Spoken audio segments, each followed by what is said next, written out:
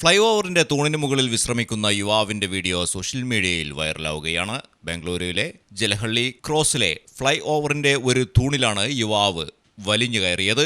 ഇതിനു മുകളിലിരുന്ന് യുവാവ് വിശ്രമിക്കുന്ന വീഡിയോയാണ് സമൂഹമാധ്യമങ്ങളിൽ വൈറലായത്.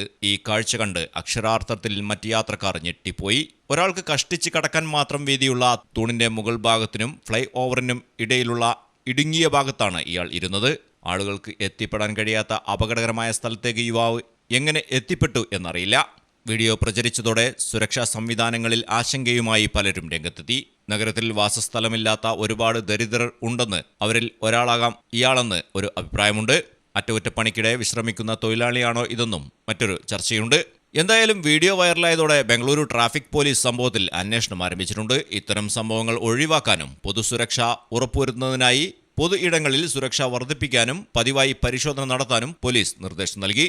News desk Malayalam television. നിങ്ങൾക്ക് എത്ര പേർക്കറിയാം നിങ്ങളുടെ കുഞ്ഞിന്റെ ആദ്യ കാതുകുത്ത് പവൻ ഗോൾഡിൽ തികച്ചും സൗജന്യമാണെന്ന്?